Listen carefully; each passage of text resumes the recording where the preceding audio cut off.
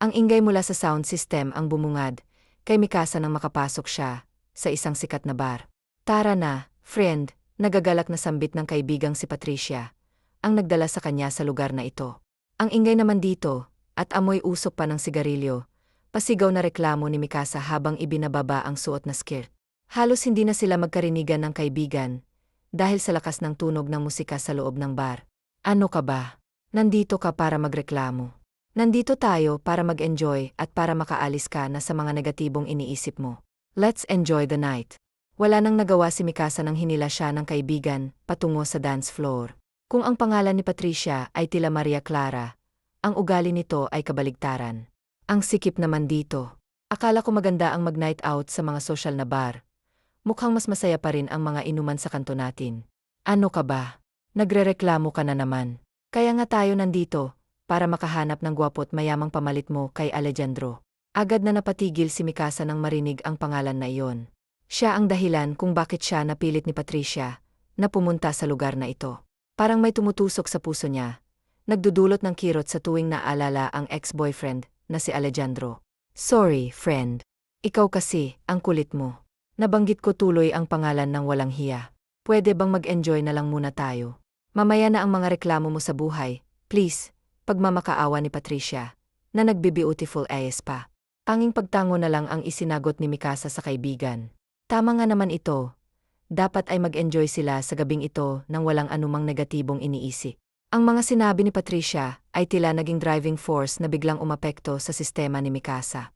Kaagad siyang nag-umpisang sumayaw sa dance floor, bahagyang ginigiya ang ritmo ng mga taong naroroon. Woo! Sigaw ni Patricia, na parang Chinese siya. Biglang lumakas ang loob ni Mikasa na sumayaw. Maya-maya, may mga kamay na naramdaman siya sa magkabilang tagliran. Nasa likurang bahagi ito at sinasamahan siyang sumayaw. Noong una, ayos lang ito sa kanya. Nasanay na siyang may mga lalaking umaaligid tuwing may disco sa kanilang lugar. Kaya wala itong naging problema. Ngunit natigil siya nang maramdaman ang kamay ng lalaki na bumaba sa kanyang puwet. Nagsimula na siyang umurong palayo. More! More! Sigaw na tukso ni Patricia nang malingunan siya nito. Marami na itong kasayaw. Ilang segundo ang lumipas at muling naramdaman ni Mikasa ang pagdampi ng mga kamay sa kanyang puwetan. Medyo naiinis na siya, kaya naglakas loob na siyang lingunin ito. Ano ba? Chill. Chill. Binabastos mo na ako tapos gusto mo chill. Bakit? Ano bang pinunta mo rito? Prayer meeting. Sa kasinong hindi babastos sa suot mong yan. Halos makita na ang kaluluwa. Sus. Pakunwari ka pa, nagtatapang-tapangan para mas mapansin. Pero kapag walang tao, parang gusto mo na akong sambahin. Alam ko na ang mga ganyang galawan nyo, hindi mo na kailangang magpanggap para makuha ang atensyon ko. Ano, punta na ba tayo sa lugar ko? Manyak na sabi ng lalaki. Isang malakas na sampal ang ibinigay ni Mikasa sa lalaki. Kapal naman ng mukha mo. Hoy, para malaman mo, hindi lahat ng babae ay patay sayo. Mahiya ka naman. Mabuti na lang at maraming tao sa dance floor, at abala ang lahat sa kanilang mga mundo, dahil sa lakas ng tugtog. Kaya hindi masyadong napansin ang nangyari. Maging si Patricia ay abala rin sa mga lalaking kasayaw nito. Agad na umalis si Mikasa sa dance floor, nag-aalala na baka mapahamak pa siya. Buti na lang at hindi na nag-react pa ang lalaki. Napagdesisyonan niyang umupo sa counter table ng bar at nag-order ng beer. Talagang nawala siya sa mood na sumayaw, dahil sa manyak na iyon. That was epic. Narinig ni Mikasa na sambit ng katabi niyang lalaki sa upuan. Akala niya ay iba ang kausap nito, kaya hindi na lang niya ito pinansin. Oh, snobber pala si Miss. Narinig niyang bulong nito sa sarili, habang nagpapalingon sa kanya. Gumiti ito kaagad. Ako ba ang kausap mo? Tanong ni Mikasa, nagtaka. Do you see anyone else here? Pilosopong sagot nito, na nagpatahimik kay Mikasa. I'm kidding. Yes, I was talking to you. Dude. That was really brave of you. Minsan lang ako maka-encounter ng babaeng tulad mo na marunong lumaban. Talaga? Anong klase ba ang madalas mong ma-encounter? Well, bitches. Mahinang sambit nito sabay tumawa ng pek. Hulaan ko, naloko ka na ng mga bitches na sinasabi mo. No. Hindi ito sumagot at agad na lang tumungga sa hawak nitong bote ng beer. Bingo! So, anong kwento mo? Ano bang nangyari? Care to share? I mean, stronger naman ako eh. Mababa ang chance na magkita tayo ulit, at malamang makakalimutan ko rin agad kung ano mang sasabihin mo. Kaya go na, ikwento mo na yan nang may mapaglabasan ka. Natigilan ang lalaki. Nagtaka sandali si Mikasa. Ngunit natawa na lang siya nang mapagtantong medyo green nga ang huling sinabi niya. Well, wala namang masyadong drama. Pinagpalit niya lang ako sa so-called best friend ko. Ouch! Ang sakit naman yan. Yeh, right. I didn't know they were having an affair behind my back. Matagal na pala nila akong niloloko. Mabuti na lang at nahuli ko. Bakit? What? Bakit ka niloko? Mas gwapo ba sa'yo? Mas mayaman, diretsahang tanong ni Mikasa. Sabay tinignan ang lalaki mula ulo hanggang paa. Gwapo ka naman at mukharing mayaman. Kaya malamang mas pinili siya ng so-called best friend mo. Well, hindi naman sa pagmamayabang. Pero ang laking lamang ko doon. Mas gusto lang siya ng pamilya ng ex-girlfriend ko. Another ouch. Hindi pala boto sa'yo yung pamilya. Bakit kaya? Hindi ko alam. Siguro dahil mas close sila. Childhood friends kasi sila. Dahil sa ex-best friend ko, nagkakilala kami ng ex-girlfriend ko. Aray, ang complicated naman yan. Yeh, it is. Ano naman ang kwento mo? Pinagpalit din ako, ayon sa anak ng boss niya. Ang funny, no? Sinayang yung 5 taon namin. What? 5 years? Ang tagal nun. Ikaw, ilang taon na ba kayo? Well, matagal na kaming magkaibigan. Pero officially together for 2 years. Matagal-tagal na rin. So ayun nga, pinagpalit niya ako sa anak ng boss niya. Masakit, syempre. Pero iniisip ko na lang na magsisisi rin siya eventually. Ang ganda-ganda ko kasi kumpara doon sa babaeng yon. That's harsh, but I love the spirit. Lumipas ang 1 oras at hindi nila namamalayan na napahaba na pala ang kanilang kwentuhan. Iba't ibang bahagi ng buhay nila ang kanilang naikwento sa isa't isa. May tawanan, katatakutan, iyakan, at kung ano-ano pang mga pangyayari sa kanilang nakaan. It's getting late. Hindi ka pa ba uwi? Biglang tanong ng lalaki na may pag-aalala, sabay tingin sa relo nito. Madaling araw na pala. White, asan na ba yung kaibigan mo? Pwede ko kayong ihatid pa uwi. White, taano mo nalaman na may kasama ako? Ikaw ha, are you stalking me? You're really funny. Mula pa sa unang kita ko sa'yo kanina, nahuli mo na ang atensyon ko. Alam kong magkakasundo tayo, kaya nagdesisyon akong subaybayan ka. Wow ha, hindi ako na-inform na may CCTV na pala na exclusive lang para sa akin. Pero anyways, kanina mo pa pala ako nakita. Bakit hindi mo ako tinulungan doon sa manya? Grabe naman, akala ko pa naman gentleman ka. Biglang sabi ni Mikasa na kunwaring disappointed. Well, I was about to meddle. Pero nakita ko kung gaano ka ka-brave sa pag-handle ng sitwasyon, kaya hindi na ako nakisali. Pinanood na lang kita. Pero don't get me wrong, hindi ako magdadalawang isip na iligtas ka kapag pinatulan ka. Pagtatanggol nito sa sarili. Oy, sush, magdadahilan ka pa. Huling-huli na, pagtataray ni Mikasa, sabay irap na ikinatawa nilang dalawa. Biglang tumunog ang cellphone ni Mikasa. Mikasa, my friend, wala na ako diyan sa barha. Nauna na ako. May kasama kasi akong bagong nakilala na nag-ayang lumabas. Wala na akong nagawa, pero huwag kang magalit kasi hahatakin na sana kita kanina, para sumabay ka na lang sa amin. Kaso nakita kong may kasama kang pugi, kaya diyan ka na lang magpahatid. For sure, may kots naman yan. Baka iyan na yung forever mo. Go girl, ilaban mo na ang bandera natin. Basa ni Mikasa sa text message na natanggap mula kay Patricia. Kahit kailan, loka-loka talaga itong kaibigan kong ito. Oh, anong nangyari sa'yo? Are you okay? May problema ba? Wala, okay lang ako. Liar, sabihin mo na. Hi, kasi yung kaibigan ko na kasama ko, nauna na palang umalis. Iniwan ako kasi may kasama raw ako. As expected. Ihahatid na lang kita. Ay naku, huwag na. Nakakahiya. Woha, sa dami ng naikwento mo tungkol sa buhay mo, ngayon ka pa nahihiya.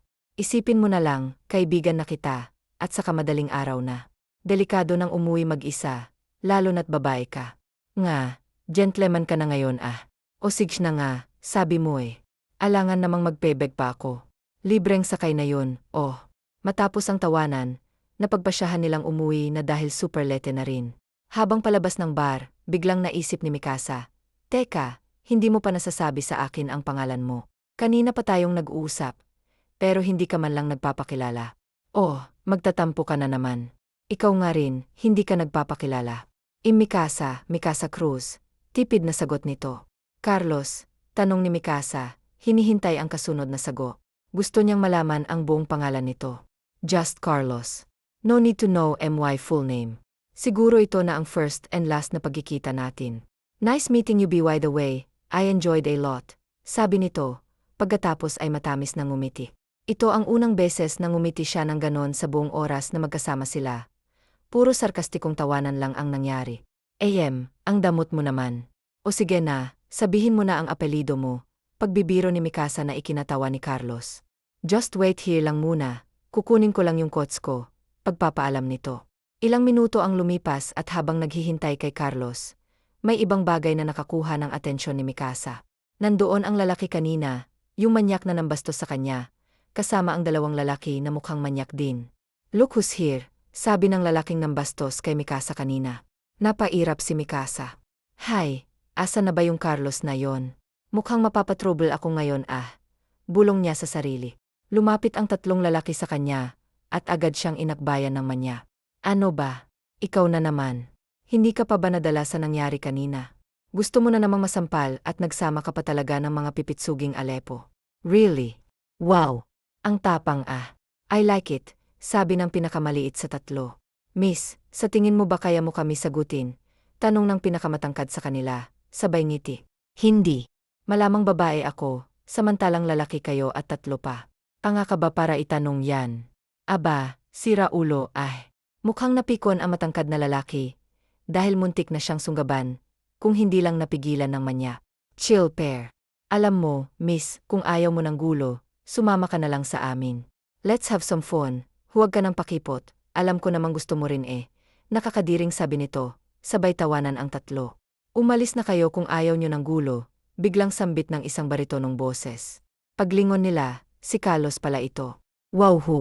May knight in shining armor ka pala Maganda to, matagal-tagal na rin akong hindi nakikipagbugbugan, pre.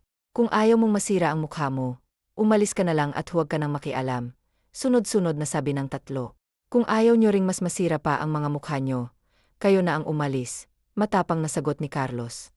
Tila hindi mababakasan ng takot ang kanyang boses, kahit tatlo ang kahara. Aba, ang yabang nito angal ng isang kupal at biglang sinugod si Carlos kasama ang dalawa pa niyang kaibigan. Bahagyang nakahiga ang tatlo sa parking lot ng bar.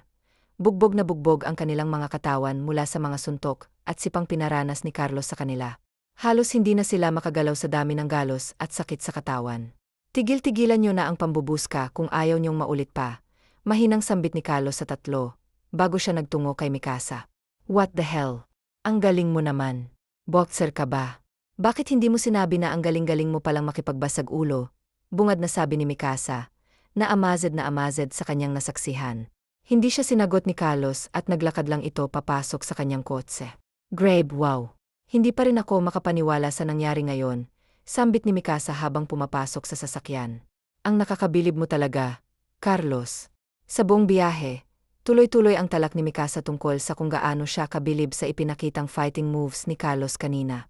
Manghang-mangha siya sa ginawang pagliligtas nito, sa kanya, mula sa panganib. Is this your place? Sa haba ng kanilang biyahe, ito lang ang tanging binanggit ni Carlos.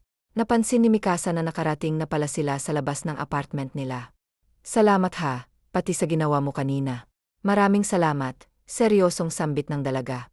Goodbye, Carlos. Huling sinabi ni Mikasa at lalabas na sana ng sasakyan. Ngunit natigilan siya nang mapansin ang reaksyon ni Carlos. Okay ka lang. Sa halip na tumuloy sa pag-alis, pumasok uli siya ng sasakyan at tinignan ang kondisyon ng binata. Hoy Carlos, ayos ka lang ba? Gayon ay nagpanik na si Mikasa, dahil hindi sumasagot si Carlos. Nakasandal lamang ang ulo nito sa manibela, habang nakapiki. Hoy, mukhang hindi na yata kinaya ang antok. Humihinga pa naman siya. Ipasok na lang kaya natin siya sa loob. Baka antok na antok lang talaga siya, at kailangan magpahinga. Naiyak na paliwanag niya sa kanyang kaibigan sa telepono. Ay naku, Mikasa, wala ako sa bahay. Hindi ako makakauwi ngayon. May importante lang kasi akong pinuntahan. Sorry, madamdaming sagot ng kaibigan. Bebe, come on. Rinig ni Mikasa sa kabilang linya. O Sage na, Bayena. Kaya mo na yan, friend. Kayo na lang bahala diyan sa bahay.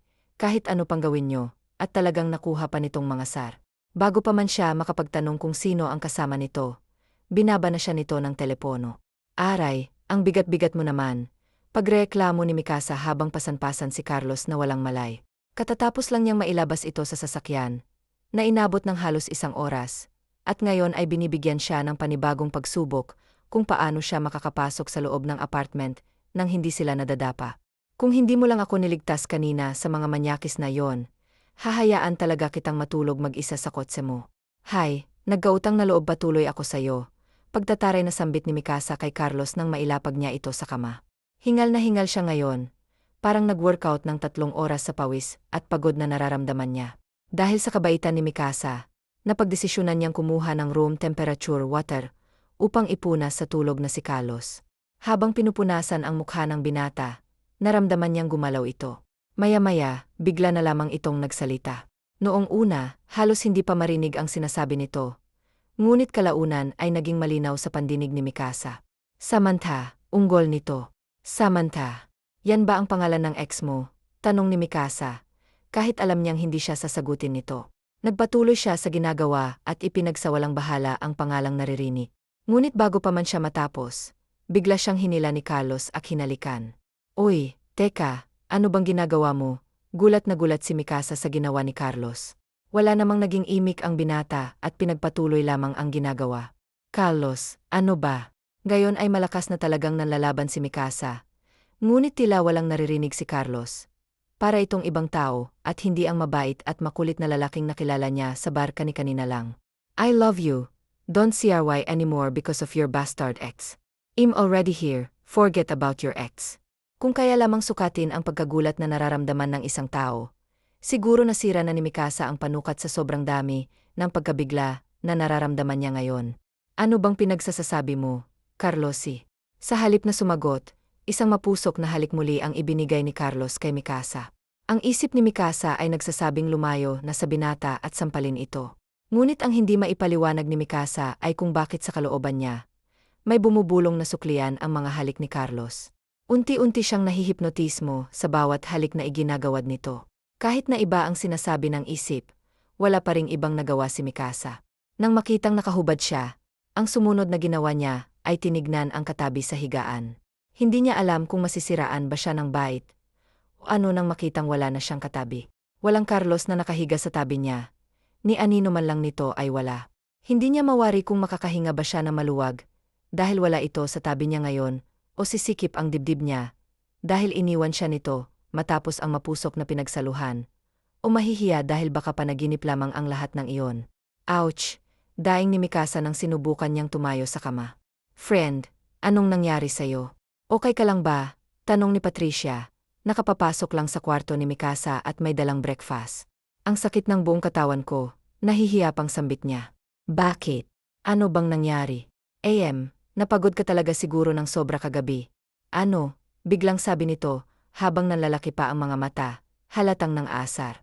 Bakit mo kasi ako iniwan? Kinakabahang tanong ni Mikasa sa kaibigan. Hindi niya pa alam kung paano sisimulan ang pagkukwento tungkol sa nangyari sa kanila ni Carlos. Sorry na. Ito na nga, gumawa na ako ng breakfast para sa'yo. Kahit sobrang nakakapagod bumangon ng maaga, lalo pat lasing na lasing ako kagabi. Peace offering, friend. At saka, para namang hindi ka nasanay na bigla na lang akong nawawala tuwing may gimik tayo. Kaya sige na, sorry na, bati na tayo. Nakangusong sambit ni Patricia, habang sa pilitang ibinibigay kay Mikasa ang pagkain na niluto niya. Ayan na, bati na tayo. Sige na, magkwento ka na, dali. Anong balita sa inyo ni Fafi? Ang poginte jackpot ka. Nang tanungin siya ni Patricia, bigla na namang bumalik sa alaala ni Mikasa si Carlos at ang kanilang pinagsaluhan kagabi. Pogi, bakit? Nakita mo ba siya? Asan na siya? Umalis na, friend. Kanina pa. Nakita ko siyang nagmamadaling umalis habang nagluluto ako. Kakausapin ko sana siya, kaso hindi man lang ako pinansin, tinignan lang ako. Sos, porket gwapo siya, madamot na siya. Pasalamat siya gwapo siya ha. Wala nang naisagot pa si Mikasa sa kaibigan. Bukod sa ayaw niyang magmukhang iniwan, hindi rin niya alam kung ano ang tamang isasago. It's not like we're in a relationship, para magpaalam pa siya. We're just strangers who found comfort in each other in just a short period of time. Nothing less, nothing more. Bulong niya sa sarili, habang ipinagsawalang bahala na lang si Carlos at ang lahat ng nangyari sa kanila. Lumipas ang mga buwan at naging maayos ang lahat para kay Mikasa. Magdadalawang buwan na mula nang mangyari ang lahat. Bumalik siya sa kanyang buhay na para bang hindi niya nakilala si Carlos. Kinalimutan niya ito na para bang bula.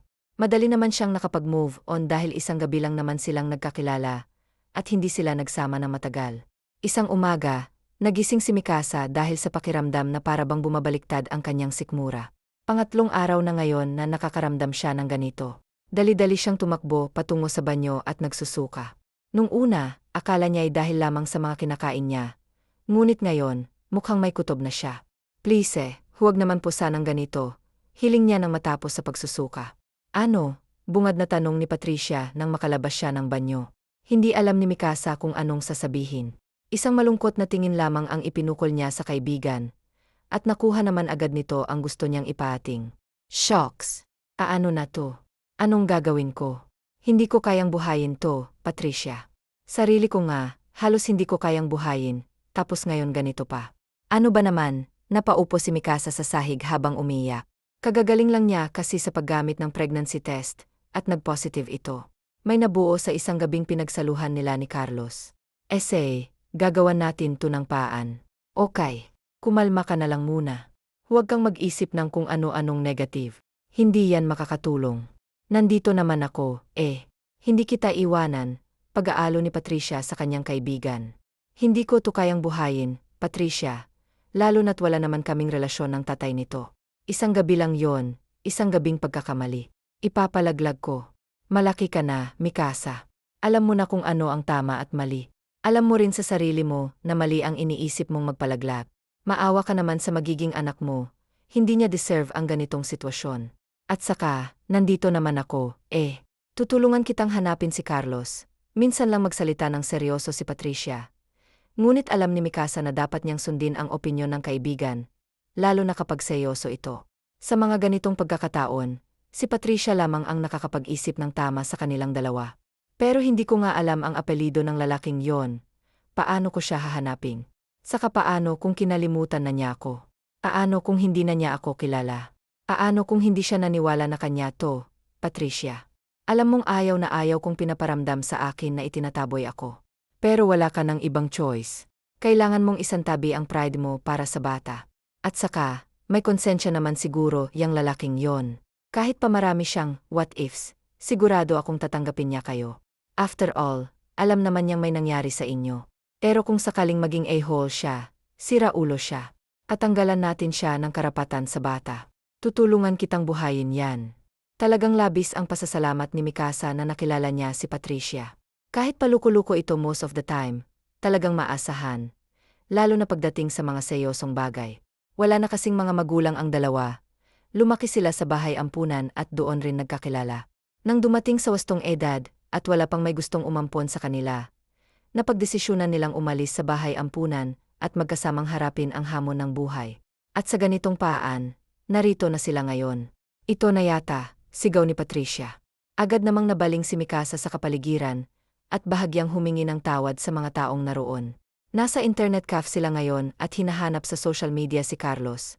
Nagbabaka sakaling makita ang buong pangalan ng binata pati na rin ang kanyang pagkatao.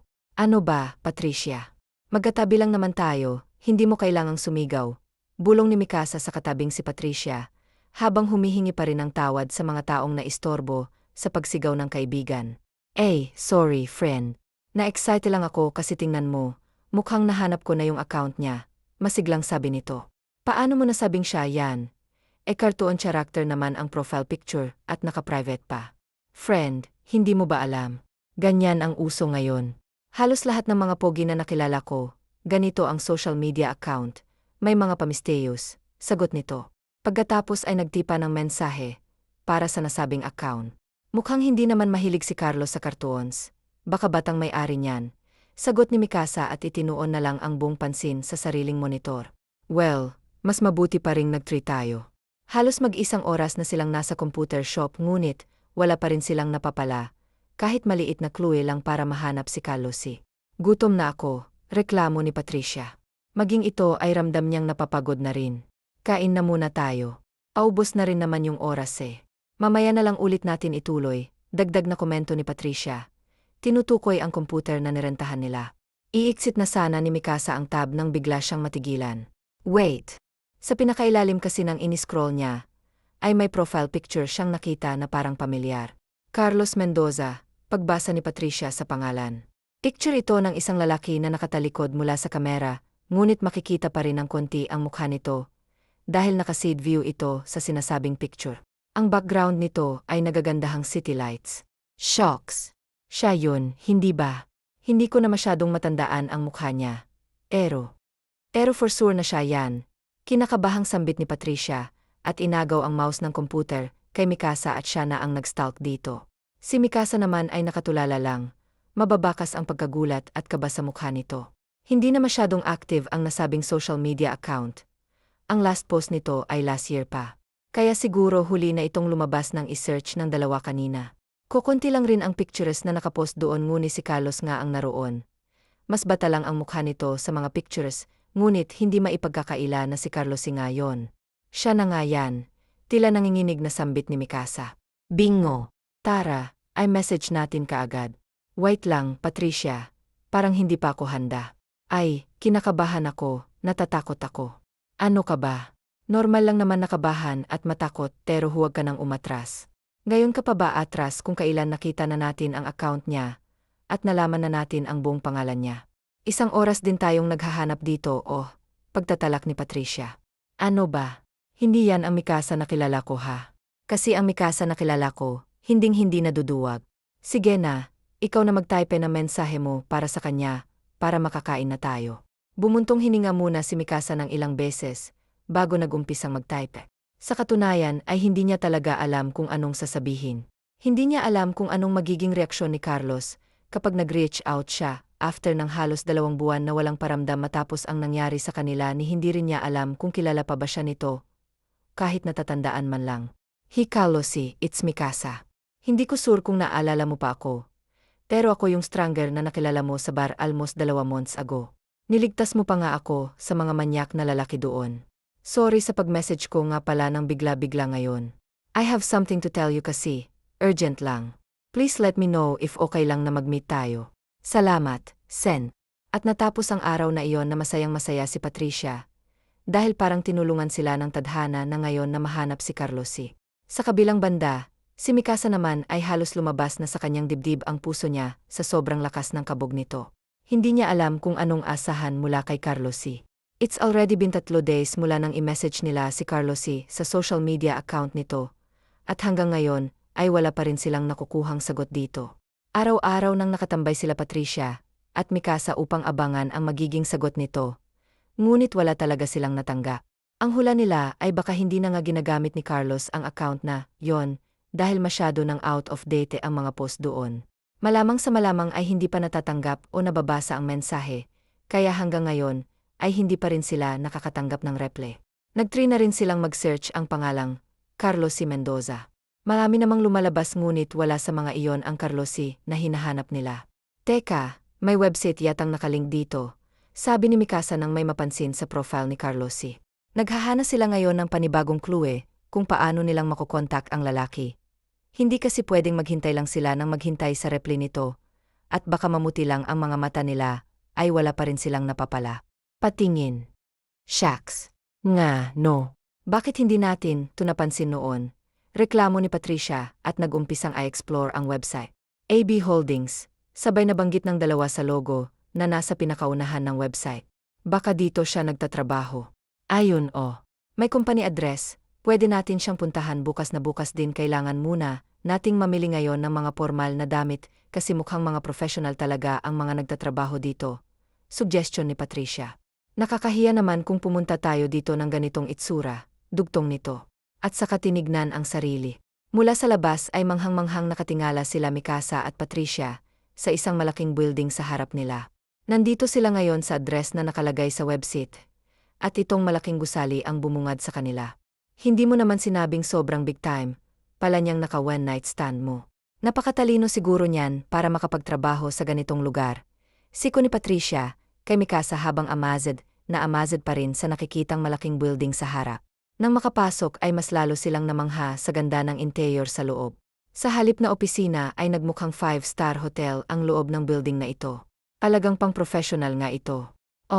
Excuse me, pwede bang magtanong? Meron bang nagtatrabaho dito na ang pangalan ay Carlos Mendoza? Bungad ni Patricia sa babaeng receptionist sa lobby ng building. Tinaasan lamang sila nito ng isang kilay, pagkatapos ay tinignan mula ulo hanggang paa. Anong kailangan nyo? Medyo mataray ang pagkakasabi nito. Maganda ang receptionist at mukhang kaedad lang nila. Napaka-sexy rin nito, lalo na sa suot nitong akalain mong pang-club at hindi pang-opisina. Pwede ba namin siyang makausap? Itong kaibigan ko, may importante lang kaming gustong sabihin. Can you tell me your friend's name? Mataray pa rin ang sambit nito, habang tinitingnan si Mikasa na para bang hinuhusgahan siya. Tahimik lang kasi siya na nasa likuran ni Patricia. Mikasa Cruz, si Mikasa na ang sumagot. Agad namang nagtipa ng kung ano ang babae sa computer sa harap nito. Walang Mikasa Cruz na nakalagay sa schedule ni Sir Carlos ngayon. Kailan ba ang schedule ng appointment nyo? Kailangan palang magpa-schedule ng appointment. Asensya na, biglaan lang kasi ito, at hindi naman namin alam na kailangan pa palang magpa-schedule. What? Gulat na sambit nito sa narinig. Who do you think you are para bigla-bigla nilang susugod dito, without even scheduling an appointment? Alam mo bang kahit kaming mga matatagal na empleyado narito pahirapan bang makita, o ma-encounter siya sa isang linggo? At saka, imposible naman na may business matter si Sir sa mga katulad nyo, sabi nito at nanghuhusga. Tinignan uli sila mula ulo hanggang paa. Ikaw, alam mo kanina pa, nanggigigil na ako sa'yo. Mabait kaming nakikipag-usap sa'yo tapos ganyan kang sumago. Ano bang klaseng customer service ba ang meron kayo rito? Naiinis na sambit ni Patricia. Medyo nawawalan na siya ng pasensya sa receptionist na ito. Well, you're not a customer. Nandito lang kayo para makipagkita sa boss namin. As if namang papayag yun na makipagkita sa inyo. Hindi nga basta-bastang lumalabas, yun ang opisina niya. Boss, pagbanggit ni Mikasa. Yes, boss. Sino ba sa tingin mong may-ari nitong AB Holdings? From the name itself, AB, Carlos Mendoza, sagot nito na nagpatahimik sa mundo nila Mikasa at Patricia. Alam nyo, ginugulo nyo lang yung trabaho ko. Pwede bang umalis na kayo kung ano man ang pakay nyo kay Sir? Tigilan nyo na dahil wala rin kayo mapapala, pagtataboy sa kanila ng receptionist. Kung nasa tamang pag-iisip lang siya ngayon, ay malamang pinatulan na ito ni Patricia ngunit hindi. Nakatulala lang si Patricia at Mikasa ngayon. Hindi pa nila lubos na naproseseso sa kanilang mga isipan ang narinig na sinabi ng babaeng receptionist. Iniisip na nila na big time si Carlosi, dahil nagtatrabaho ito sa ganito, kalaking kumpanya, ngunit hindi man lang sumagi sa kanilang mga isip na ito pala ang may-ari ng kumpanya. Umalis na muna tayo, mahinang sambit ni Mikasa at hinila ng kaibigan upang makaalis na. Ngunit ilang hakbang pa lamang na nagagawa, ay may nabangga na silang isang babaeng matanda, na sa ayos nito, ay isipin mo talagang napaka-professional nito. Nahulog ang mga files na dala nito. Pasensya na po. Sorry po talaga. Paulit-ulit na paghingi ng tawad na sambit ng dalawa. Nagpapanik na tinulungan nila ang matanda sa pagpulot ng mga nahulog nito. Oh my goodness. Hindi ba talaga pwedeng umalis na lang kayo rito nang walang ginagawang gulo? Lumapit ang receptionist sa kanila. Let me help you, ma'am. Tugon nito sa matanda. Biglang bumait ang tono nito. Kaya naman mas lalo silang kinabahan sa magiging reaksyon na matandang nabangga. Mukhang isa ito sa mga may matataas na posisyon, dahil mukhang respetado ito rito. I'm fine, no need to worry. Thank you for helping me, young ladies. But what's the problem, Luciana? Bakit mo sila pinapaalis? Tanong nito sa receptionist na mukhang Danica pala ang pangalan. Kasi ma'am, pumunta sila rito at hinahanap si Sir Carlosi. Pero wala naman silang appointment. Kaya pinaalis ko na lang po kasi naman po, mapapagalitan ako ni Sir. I see. Ano bang sadya ninyo kay Sir Carlosi? I'm the secretary of his father BY the way at ngayon na magre-retire. Na ito ay kay Sir Carlosi ako magtatrabaho, kaya it's okay to tell me. Pwedeng ako na magsabi sa kanya ng sadya ninyo. Nagkatinginan si Patricia at Mikasa. Hindi nila alam kung ano bang mas tamang gawin o sabihin. Hindi naman pwedeng ipangalandakan nila na naka-one night ng Sir Carlos nila, si Mikasa at ngayon ay nabuntis na ito. Ano po kasi, kaibigan po ako ni Carlos. Nag-meet po kami sa isang bar almost 2 months ago. Doon po kami nagkakilala at naging magkaibigan. Wala na po kaming communication, but may biglang emergency po, kasi na nangyari. And medyo kailangan po ng tulong niya, kaya po ako nandito ngayon. Gusto ko po sana siyang makausap. Medyo putol-putol na sagot ni Mikasa dahil sa kahihiyaan. Nakita niyang napaismid si Luciana sa kanyang sinabi. Hula niya ay iniisip na nitong huhututan niya si Carlosi. Well, medyo tama rin naman ito, dahil nandito nga siya, upang humingi ng tulong na buhayin ang anak nilang dalawa. White, pwede mo bang sabihin sa akin ang pangalan mo? Mikasa po, Mikasa Cruz. Nang marinig ang pangalan niya, ay agad na inilabas na matanda ang telepono nito, at nagtipa dito ng kung ano. Pagkatapos ay inilagay sa tenga nito ang cellphone. She's here, biglang sambit nito sa kausap sa telepono. Okay, noted, sabi ulit nito makailang saglit lamang nakalipas. Pagkatapos ay ibinaba na niya ang telepono.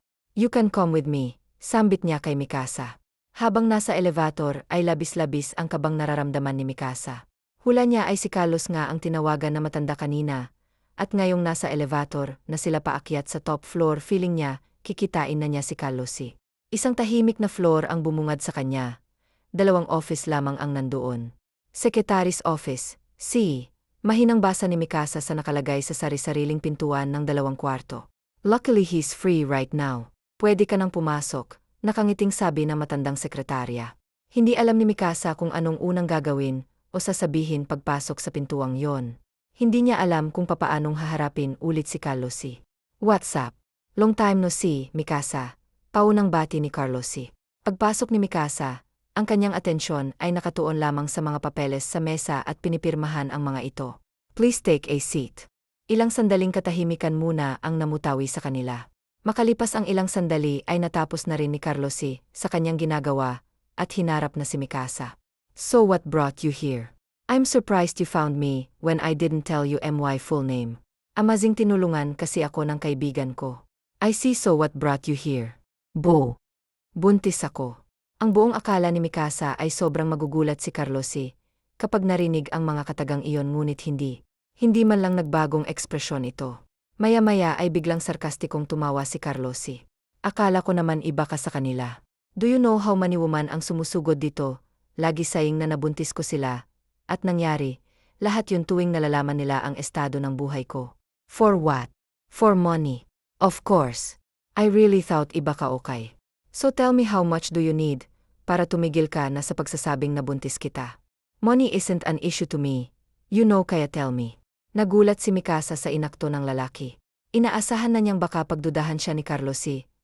Kaya baka naman nakalimutan ngunit hindi niya inaasahang ganito pala ito. Mata pobre, ibang-iba sa Carlos na nakilala niya doon sa bar. What? Confessed? Oh please huwag ka nang magmaang-maangan. I tried being friendly with you pero binigo mo ako ngayon. Dahil isa ka rin pala sa mga babaeng nagpapanggap makahuthot lang ng pera sa akin, kaya you deserve to meet the real me. This is the real Carlos, not the funny and sweet guy you met months ago. Malditong sabi nito. Ngayon ay malinaw na kay Mikasa ang totoong ugali nito. Isa rin pala ito doon sa mga mayayaman. Kung makaasta akala mo parang binili na nila ang pagkatao mo. Wala akong maalala na may nangyari sa atin. Nagulat na lang ako nang magising nakatabi kita at nakahubad pa tayong dalawa. Akala ko nung una gusto mo lang talaga ako, kaya I let it pass, but now. Aminin mo na pinlan mo tinilit mong may mangyari sa atin para makapagpangiti kita at makahingi ng kwarta. You're one of those girls. Kahit nanlalabo ang mga mata, dahil sa mga namumuong luha, ay hindi nagdalawang isip si Mikasa na sumugod kay Carlosi upang sampalin ito. Mahirap lang ako, pero kahit kailan hindi ko inisip na magpanggap ng buntis para lang pagkapira-piraso. Katunayan ayoko nga nito Gustong-gusto ko pa ngang ipalaglag kasi hindi ko pa kayang maging isang ina, pero kahit na ganon anak ko pa rin to, dugo at laman kong nandito. Hindi na napigilan ni Mikasa na sumigaw, dahil sa emosyong nararamdaman ngayon. Lumapit lang naman ako sa'yo, para ipaalam na may responsibilidad kang naiwan sa akin. Pero kung ayaw mo di wag kakayanin kong buhayin, tumag-isa. Thanks for proving me how jerk you are. Alis na sana si Mikasa ngunit natigilan siya nang may maalala. Agad niyang sinampal uli si Carlosi sa kabilang pisngi nito. Para yan sa mga masasakit na sinabi mo sa akin na puro naman kamalian. Para ipaalala ko sa'yo, ikaw ang namilit sa akin ng gabing yon. Kasalanan ko't nagpadala pa ako sa sira-ulong katulad mo, kahit puro samantha, ami-ami ng ami. Sigaw ulit ni Mikasa bago tumalikod ay nakitaan niya ng pagkagulat sa mukha si Carlosi. Agad naman siyang hinila ng lalaki, pabalik sa pwesto nito kanina. Anong sabi mo? Wala na akong dapat sabihin pa sa'yo. Aalis na ako. Salamat sa pagpapaalala sa akin na hindi dapat ako pumunta rito at humingi ng tulong sa walang kwentang kagaya mo. Ulitin mo sinabi mo, ikinagulat ni Mikasa ang biglang pagsigaw ni Carlos. Anong Samantha? That's MYX9 ang naalala ko, nung gabing yon ay si Samantha ang kasama ko sa kwarto.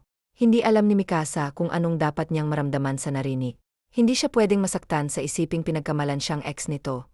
Kaya may nangyari sa kanila ngunit, parang may naramdaman siyang kirot sa puso niya, hindi para sa kanya, kung hindi para sa anak niya. Goodness, I'm sorry. Naguluhan si Mikasa nang biglang nagbago ang pakikitungo ni Carlos sa kanya. Para bang may bigla itong naalala. When me and Samantha broke up, ang pag-inom lang ang tanging naging sandalan ko, hanggang sa umabot na naabus ko na ang alcohol, and that's when I started having hallucinations every time I'm drunk, at lahat ng nangyayari, tuwing lasing ako, nakakalimutan ko na. Yung hallucinations ko lang ang naaalala ko. Maybe that's why si Samantha ang naalala ko, nung gabing yon at hindi ikaw. I'm sorry. Lumabas si Mikasa sa AB Holdings building ng medyo, naguguluhan pa. Mixed emotions ang kanyang nararamdaman. Kung kani-kanina na lamang ay grabe ang pagtatalo nila ni Carlos ngayon, ay ihahatid na siya ng isa sa mga driver nito, pauwi upang kunin ang mga gamit niya. Ano ba kasing nangyari? Bakit medyo namumugto ang mga mata mo, friend? Bulong ng kaibigan niyang si Patricia. Of course sasama rin si Patricia sa kanya. Hindi niya naman pwedeng iwan lang itong mag-isa sa apartment nila, saka kailangan niya rin ng sobra ang tulong ng kaibigan ngayon. Nabuntis siya nagkasundo na kasi sila ni Carlos. Pumayag ito na panagutan ng bata. Kahit pa ang nangyari nung gabing yun, ay isang malaking pagkakamali lamang na hindi dapat pang nangyari. Gustuhin man ni Mikasa na huwag kainin ang kanyang pride, ngunit kailangan.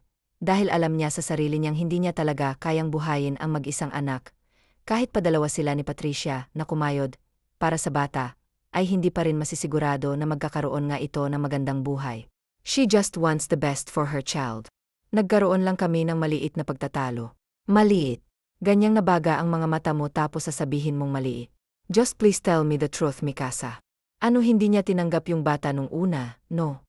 Hindi siya naniniwala. Tanging malalim na buntong hininga lamang na isagot ni Mikasa. Siya ulo pala siya eh. Alam mo bumaba na lang tayo rito kung ayaw niyang panagutan Eddie. Huwag kakayanan naman nating buhayin niyang anak mo na tayo lang. Hindi natin kailangang magmakaawa sa ibang tao. Ayos na.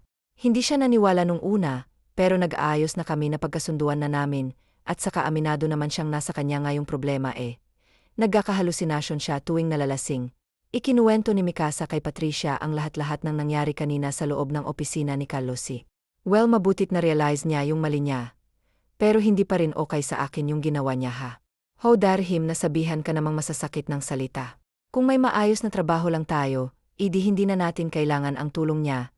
At sa kabuti at mabait tayo, kasi naisip pa nating in-inform siya, na may anak pala siya kesa naman magulat na lang siya in the future, na may batang magpapakilala sa kanyang anak niya.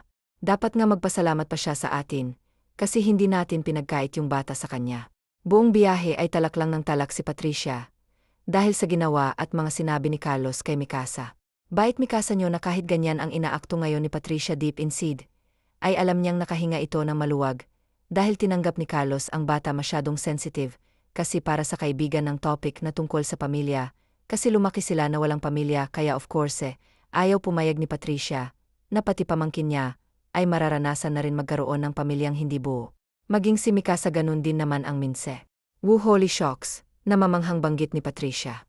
Nasa labas pa lamang sila ngayon ng bahay, or should I say manson ni Carlos. Kitang-kita na kung gaano kaganda at kalawak ang pamamahay nito. Nanlalaki pareho ang mga mata na mag-ibigan hanep ang yaman pala talaga ng Carlos na yon.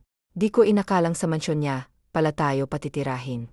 Nang makapasok na sa loob ay mas lalo pa silang namangha, dahil kung maganda na sa labas ay mas maganda sa loob. Galing sa gaylalakbay muna ng halos kalahating metro, bago makapunta sa mismong mansyon. Sa gilid naman ng mansyon ay makikita ang garden na sobrang linis, at napupuno ng nagagandahang mga bulaklak. At puno mukhang garden paang ay mamahalin na lalo pat mukhang inaalagaan talaga ito. Nang makarating sa dulo, ay may salubong silang isang malaking fountain. Kaharap ng fountain na ito ang isang eleganteng hagdanan paakyat sa mainor na mansyon. Breathtaking, bulong ni Mikasa sa sarili. Maging siya ay hindi rin maitago ang pagkaangangha ng nararamdaman. Tinulungan sila ng driver na makababa pati na rin sa kanilang mga gamit na dala nang makapasok sa maindoor, ay bumungad sa kanila ang napakaraming maids. Nakalinya ang mga ito at nakangiting binabati sila. Good afternoon, ma'am. Ako po si Rosa. Ako ang head maid dito. Paunang bati ng pinakamatandang maid sa kanila. Sino po sa inyo si Ma'am Mikasa? Inapaakyat ho kayo ni Sir Carlos sa office niya dito sa mansyon, sumunod na lang ho kayo sa akin. Welcome, bati ni Carlosi na makapasok si Mikasa sa office niya. Hindi alam ni Mikasa kung anong isasagot o gagawin. Sana iturin niyo na ito na bago niyong tahanan. Please feel at home, sabi nito pagkatapos ay matipid ng ngumitian. Please don't hesitate to tell me also everything you need for our child. Clothes, foods, cravings, anything. Mas lalong ikinagulat ni Mikasa ang reaksyon nito ngayon. Parang bumalik na yung dating Andre na nakilala niya sa bar. Maya-maya ay lumapit si Andre kay Mikasa at lumuhod. Baby, it's daddy. Can you hear me? Pagkausap nito sa siya ni Mikasa na maliit pa lamang hindi mo mahahalatang may laman nito. Please huwag mong papahirapan ang mommy mo ha. Be a good son or daughter to us. Kasunod na sinabi at hinalikan ng tiyan ni Mikasa. Hoy friend, ayos ka lang ba? Kanina ka pa nakatulala ah, kinakabahan na ako sayo. Sabi ni Patricia na nakapagpabalik kay Mikasa sa realidad. Hindi niya namalayang kanina pa pala siyang nakatulala ah. Gulat na sagot niya. Pagkatapos ay ipinagpatuloy ang ginagawa kasalukuyan kasi silang nag-aayos nila of course hindi sa master's bedroom na mamalagi si Mikasa. Dahil hindi naman sila mag-asawa ni Andre ngunit katabi lang ng kwarto ni Carlos ang kwartong ibinigay sa kanya. At katabi ng kwarto niya ang kwarto ni Patricia. Mas maganda kasing napapagitnaan siya ng mga ito, upang mas mabilis siyang maasikaso sa tuwing may kakailanganin siya. Ayan kanina pa ako nagsasalita dito, wala naman pala akong kausap. Iwan ko sa'yo friend. Hindi ko alam kung dahil lang ba yan sa pagbubuntis mo, o talagang nababaliw ka na teka. Kuha na lang muna ako ng pagkain baka gutom lang yan. Pangaasar ni Patricia. Napabuntong hininga na lang si Mikasa. Hindi niya kasi talaga maiwasang hindi isipin ang pabago-bagong pagturing sa kanya ni Carlosi. Pakiramdam kasi niya hindi lang ang utak niya ang nalilito ngayon, pati puso niya rin, ay naguguluhan kung ano nga bang dapat niyang maramdaman sa lalaki. At tapos na sana si Mikasa sa ginagawang pagliligpit ng mga gamit nang bigla na lamang siyang natigilan dahil sa pagbaliktad ng kanyang sikmura. Agad siyang tumakbo sa banyo upang sumuka. Friend, anong nangyari? Ayos ka lang, nagpapanik na sunod sa kanya ni Patricia sa banyo. Hindi niya namalayang nakabalik na pala ito sa kanyang silid, at may daladala pang adobo nang makita ang dala nito, ay agad namang bumaliktad ang kanyang sikmura. Please ilayo mo sa akin yan, nahihirapang sambit ni Mikasa habang sumusuka pa rin. Ba paborito mo, to kaya nga itong ni-request ko, para sa'yo at kay Bobby kasi for sure magiging paborito niya rin ito. Naggugulang. Sagot ni Patricia. Patricia, please. Kahit naguguluhan, wala nang nagawa si Patricia, kung hindi ang sundin na lang ang kaibigan. Gabi na at nasa hapag na sina Patricia, Mikasa, at Carlosi. Sa harap nila ay puro mga masasarap na pagkain. Dahilan kung bakit napakalaki ngayon ang ngiti ni Patricia. Para silang nasa pista sa dami ng nakahanda. I didn't know what food you like, kaya pinaubaya ko na lang sa mga maids ang lulutuin. I hope you like it. Sabi ni Carlosi. Siyempre naman, gusto namin. Tingin pa lang, mukhang masarap na, nakangiting si Patricia ang sumago. How about you? May problema ba? You don't seem to like the food. May gusto ka ba? Pwede nating ipaluto ngayon kung ano man ang gusto mo. Nag-aalalang tanong ni Carlos nang mapansing mukhang walang gana si Mikasa. Hindi, ayos lang ako. Mukhang masarap nga yung mga pagkain, sagot niya at tipid na ngumiti. Hay naku, Carlosi, huwag kang maniwala diyan. Kanina pa yan nagsusukay. Halos lahat ng pagkaing dinadala ko sa kanya, hindi niya kayang kainin kasi nasusuka siya. Hindi niya rin naman sinasabi kung anong gusto niya, diretsong sumbong ni Patricia. Aray, pagreklamo nito nang makatanggap ng sipa sa ilalim ng mesa galing kay Mikasa. Pinanlakihan siya nito ng mga mata na parabang sinasabing, tumigil ka na, hindi niya na kailangang malaman ang pagsusuka ko. What? Totoo ba? Gulat na baling ni Carlos kay Mikasa. Hindi. Huwag kang maniwala diyan kay Patricia. Masyado lang siyang paranoid sa kalagayan ko. Ayos lang naman ako. Pagdadahilan ni Mikasa ngunit hindi siya pinakinggan pa ni Carlos. Dali-dali na itong lumapit sa kanya. Can we talk? Just us two. Tanging pagtango na lang ang isinagot ni Mikasa rito. Hindi ba sinabihan na kita? Nag-usap na tayo tungkol dito. Hindi ba it's okay na magdemand ka ng kahit na ano, para naman, yan sa batay. Para sa anak ko. Kaya I will give anything that my child needs. Kaya please don't make it hard for us. Nagtatalo na naman si Carlos at Mikasa. Ngayon ay kasalukuyan uli silang nasa loob ng opisina ni Carlos dito sa mansyon. Hindi ko rin naman kasi alam na nagkakaganito pala ang mga buntis. Ayoko lang maging pabigat sa inyo, kaya kayang-kaya kong tiising kainin. Lahat, kahit pa hindi gusto ng sikmura ko. Hindi naman ako mapili sa pagkain nung hindi pa ako buntis. Kaya imsur, kayang-kaya ko namang lunukin yung mga pagkain na inihahanda dito. Kahit na iba pa rin ang kalagayan mo ngayon sa kalagayan mo noon, kailangan nating maging mas sensitive lalo't buntis ka. We need to be extra careful kung anong gusto mong gawin o kainin. Yan ang masusunod. Why are you suddenly doing this? Biglang tanong ni Mikasa na ikinakunot naman ng noo ni Carlos si. Hindi niya matukoy kung ano bang ibig sabihin ng babae. What? Doing what this? Bakit kanina lang halos ipagtabuyan mo na pati ang anino ko? Naramdaman kong para akong may isang nakakahawang sakit na pinapalayas mo. Then suddenly you're here. Super worried just because I'm not eating. Hindi rin kita megets eh. Sa totoo lang, hindi ko alam kung ano bang tamang iakto tuwing nandyan ka. Naguguluhan ako sa'yo, sa mga pinapakita mo. Well of course, it's MY child. It's MY duty to protect MY child. How can I protect MY child if I am not protecting the mother? Sagot nito na parang isang malaking sampal kay Mikasa. Right, it's only for the child. Mahinang sambit nito na para bang biglang na-realize na magkasama lang sila ngayon ni Carlos, hindi dahil sa nagmamahalan sila, kung hindi dahil lang may responsibilidad ito sa kanya. Huwag kang mag-alala, hindi ko na to ulitin. Kung may kailangan man ang anak ko, magsasabi ako. Lahat-lahat sasabihin ko. Pasensya na sa abala, sunod na sinabi niya. Hindi na niya hinintay pa kung anong isasagot ni Carlos at dere-deretso, nang lumabas sa opisina nito. Ang tanga ko, ang tanga pangako, ang tanga ko para kalimutan kung para saan lang ang lahat ng mga pinapakita niya. Ang tanga ko para hayaan ang sarili kong ma-attach sa kanya. Malinaw na naman sa akin, una pa lang pero, bakit parang ang sakit sa dibdib? Bakit ang sakit malaman at marinig mismo sa bibig niya na nag-aalala lang siya sa akin, dahil nag-aalala siya sa bata? Hindi dahil may nararamdaman siya sa akin tulad ng unti-unti ko nang nararamdaman para sa kanya. Ito ang bulong ni Mikasa sa sarili, habang malungkot na binabaybay ang daan palabas ng opisina ni Carlos pabalik sa kanyang silid. Hindi na mabilang ni Mikasa kung pang ilang balik na niya ito, sa labas ng pintuan ng kwarto ni Carlos Kanina pa siyang naglalakad ng pabalik-balik, nagdadalawang isip kung itutuloy ba ang pagkatok. Mag-aalas 10 oras na ng gabi ngunit hindi pa siya inaantok. Nakapag-half bath na rin siya. Lahat-lahat ng ngunit hindi pa rin siya dinadalaw ng antok. Tulog na rin halos lahat ng kasama niya rito sa mansyon. Lalong-lalo na si Patricia. Hindi makatulog si Mikasa dahil nagugutom siya. Nangangati ang kanyang lalamunan, dahil may gusto siyang kainin. Kaya nandito siya ngayon sa tapat ng kwarto ni Carlos at nagdadalawang isip kung tutuloy ba o huwag na lang dahil gabi na at baka maabala pa ito o baka tulog na ito. Kahit kasi ipinaliwanag na ng maayos ng lalaki, na ayos lang naman na magdemand siya, ay hindi niya pa rin maiwasang mahiya. Naisip niya na tiisin na lang ang cravings ngunit naalala niyang nangako, na pala siya, kay Carlos na magsasabi na siya sa mga bagay o pagkain na gusto niya. Nang sa wakas ay nagkaroon na ng tamang lakas ang loob.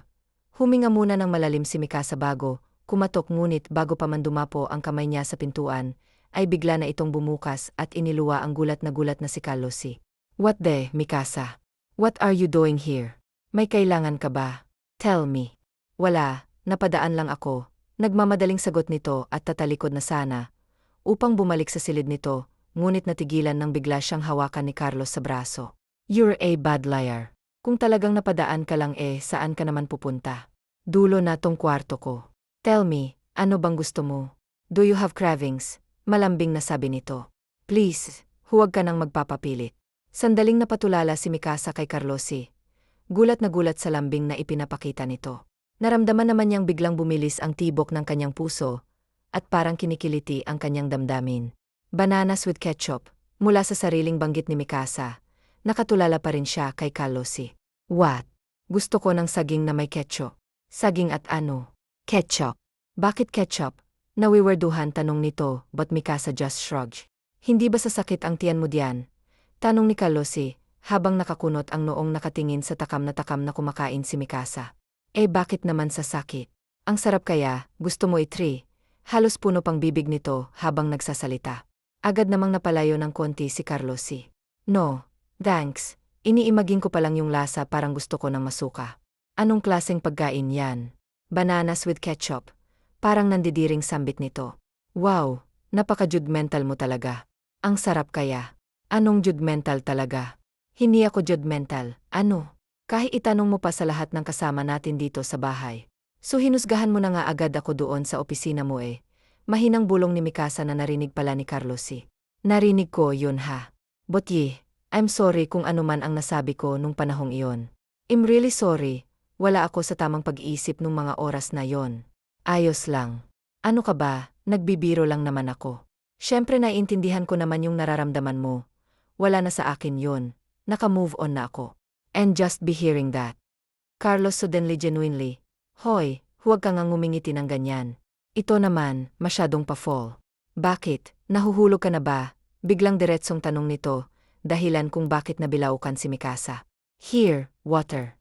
Dahan-dahan lang kasi sa pagkain, dami-dami pa ng binili ko oh. Wala kang kaagaw diyan, sa'yo lahat yan, nag-aalalang sabi nito. Anyway, pwede ba akong magtanong, pag-iba ni Mikasa sa topic? Nagtanong ka na, pilosopong sagot nito sabay ngumiti. Napansin ko lang naman na maliban sa mga maids, wala ka ng ibang kasama rito. Asan ang family mo? Hindi sila dito nakatira. When my parents retired, sa ibang bansa nila gustong manirahan for good, and I don't have any siblings kaya naiwan na akong mag-isa rito. I see. Alam ba nila ang tungkol sa akin at sa bata? Kinakabahang tanong niya. Umiling lamang si Carlosi, dahilan kung bakit siya biglang nalungkot. Nga naman, bakit naman niya sasabihin sa parents niya? Pwede niya sigurong sabihin kapag nakapanganak na ako. Dahil sa bata lang naman siya, may koneksyon. Hindi naman kami kasal para kailangan pa niyang i-inform ang parents niya na magkakapamilya na siya. Sabi niya sa kanyang isipan. Gusto ko kasing sabihin sa kanila sa personal. Hihintayin ko muna silang umuwi rito at bumisita para mapakilala na agad kita. Dugtong nito sa sinabi kanina na ikinagulat na malala ni Mikasa. Aha, tanging isang matamis na ngiti lamang isinagot ni Carlos kay Mikasa. Walang balak sagutin ang tanong nito. Sige na, ubusin mo na yan at makapagpahinga ka na bukas. Sabihin mo ulit sa akin ang cravings mo para makabili ako. Gusto kong ako mismo ang bumibili ng lahat ng kailangan ng anak ko. Pwede ka rin namang sumama. That night ended happily for both Mikasa and Carlosi. Kahit papano ay may nararamdaman silang improvement about sa relasyon nila sa isa't isa. Mas gumaan ang kanilang pakiramdam sa isa't isa. Mas unti-unti na rin nilang nakikilala ang isa't isa. Ngunit sa kabila ng lahat ng yon, may kabaring nararamdaman si Mikasa. Dahil sa pagkilala niya ng lubos, kay Carlos ay nararamdaman niya ring lumalalim na ang kanyang nararamdaman para dito. Kinakabahan siya dahil alam niyang masasaktan lang siya sa huli. Months passed by and everything went smooth. Mas lalong naging close sa isa't isa sila Mikasa at Carlosi kumpara noong una silang nagsama sa isang bubong na medyo mailap sa isa't isa. Ngayon ay sobrang magkasundo na sila. Sa katunayan ay mukha nga silang tunay na mag-asawa. Tuwing umagay sabay silang nag-almusal bago umalis si Carlos papuntang trabaho, at sa gabi naman tuwing umuwi ito, ay may daladalang kung ano-ano mang pinapabili ni Mikasa na cravings niya. Sabay rin silang kumakain tuwing gabi. Ito na ang nakasanayan nila. Few months have passed since the day that Mikasa and Patricia moved to Carlos's residence. 5 buwan na rin ang bata sa sinapupunan ni Mikasa at ngayon ay pupunta sila sa doktor ni Mikasa para sa monthly check-up nito. Ngayon na rin malalaman kung ano bang gender ng bata, kaya kasama nila ngayon si Patricia. Ito lang kasi ang unang makakaalam sa kasarian ng bata. Dahil ito ang magdaraos ng gender reveal surprise kay Mikasa at Carlos pati na rin sa lahat ng maids na kasama nila sa bahay. Ayaw pa sanang pumayag ni Mikasa dahil hindi naman daw kailangan ng party kapag nalaman ang gender ng baby. But of course Carlos insisted. Kinampihan rin ito ni Patricia for the first time, kaya wala na siyang nagawa. 1, 2, 3, pagbilang ng mga tao sa mansyon. Kasabay nito ang wow, yehey. Yan ang sigawan na tilian ng mga taong nakasaksi doon. It's a boy, Mateo, nakangiti at maligayang sambit ni Carlosi na agad hinarap si Mikasa. Maluha-luha pa ito. Wow, nahahawakan na rin sa akin sa pagiging emosyonal Gaya-gaya naman to. Pabirong pagtataray niya kay Carlos habang pinapahid rin ang sariling mga luha. Agad namang nagsilapit ang mga kasama sa bahay upang ikongratulete sila dahil paihong only child. Wala silang ibang bisita na naroroon dahil wala namang ibang kamag-anak si Carlosi pati na rin si Mikasa. Tanging si Patricia lamang at ang mga maids pati na rin ang drivers at ang gardeners ang naroroon. Congratulations friend. Finally, alam ko na rin ang bibilhin kong regalo sa pamangkin ko. Nagagalak na sambit ni Patricia. Pagkatapos ay mahigpit na niyakap ang buntis na kaibigan. Hello baby boy, I'm Tita Patricia. I can't wait to see you. Please be healthy ha. We will do anything and everything for you. We love you so much. Pagkausap nito sa tiyan ni Mikasa. Masayang kumakain ng mga tao sa mansyon. Si Carlos naman at Mikasa ay nagkaroon ng panahon na mag-usap habang nakatingin sa mga masasayang mukha ng mga tao. I'm really happy, biglang sambit ni Carlos. God knows how happy I am right now.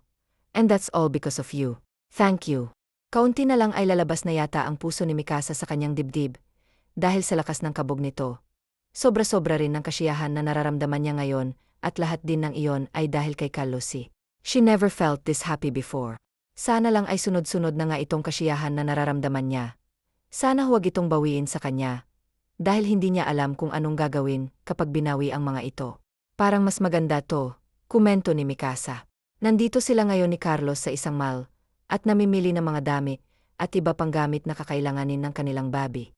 Ayaw niya nga sanang pumayag na sumama si Carlosie dahil may trabaho ito ngunit nagpumili talaga ito. Excited pa nga. At dahil ayaw ni Mikasa na masira ang excitement nito, ay pumayag na lang din siya. I think mas maganda to. But why not bilhin na lang natin to lahat? Suggestion ni Carlos. Medyo magkaiba kasi sila ng taste ni Mikasa pagdating sa mga damit na susuotin ng kanilang magiging anak. Hindi pa man nakakasagot si Mikasa ay kinuha na ni Carlos ang mga damit at dinala sa counter. Wait for me here, sabi nito bago umalis. Alam na talaga ni Carlos ang ugali ni Mikasa. Kilalang-kilala na siya nito. Alam nitong hindi siya papayag na bumili ng sobrang damit, kaya inunahan na siya nito. Wala nang nagawa pa si Mikasa kung hindi ang maghintay na lamang dahil nasa counter na si Carlosie. Habang naghihintay ay tumunog ang cellphone ni Mikasa. May tumatawag. Akala niya ay si Patricia lang ito, kaya agad niya itong sinagot nang hindi man lang tinitignan kung sinong caller. Wala naman kasing ibang tatawag sa kanya, kung hindi si Patricia at Carlos silang. Mikasa, rinig ni Mikasa mula sa kabilang linya, na dahilan ang biglang pagkatigil ng kanyang mundo halos. Ilang buwan na rin ang nakakalipas mula nang huli niyang marinig ang boses na ito. Kung hindi pa nga ito tumawag ngayon, ay baka tuluyan niya na ring nakalimutan ang tinig nito sa nagdaang ilang buwan na nakatuon lang ang buong atensyon niya sa magiging anak niya at kay Carlos.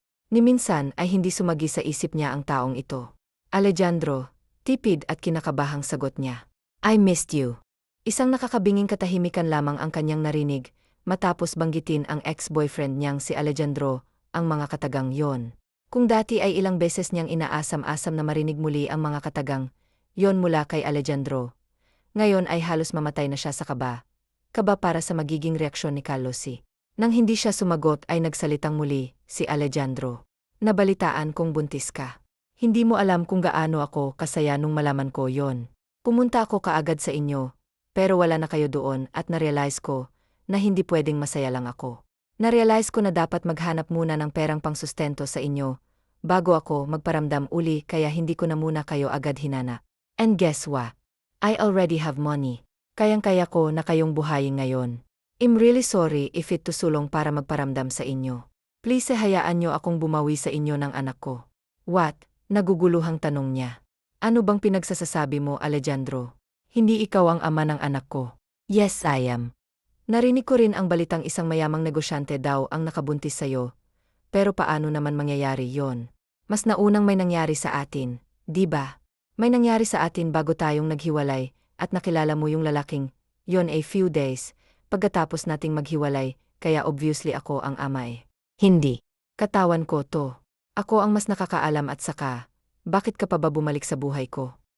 Di ba pinagpalit mo na ako? Alam mong ginawa ko lang yon para mapromote sa trabaho. Sinabihan na kita, di ba? Ba na maghihintay ka lang at ako nang bahala sa lahat. Ikaw naman kasi hindi rin makapaghintay. Iniisip mo na agad na nag-chat ako o bakit hindi. Ba-chatting din ang tawag doon SAT. Mikasa sa personal tayo, mag-usap meet me. Alam mo na kung saan ako, hahanapin basta ito lang ang tatandaan mo, mahal pa rin kita, at gagawin kong lahat upang mabawi katanganan ko. Nanginginig ang buong katawan ni Mikasa. Matapang ang tawag na yon. Confident naman siya na si Carlos lang ang ama ng dinadala niya, ngunit, dahil sa mga sinasabi ni Alejandro, ay hindi niya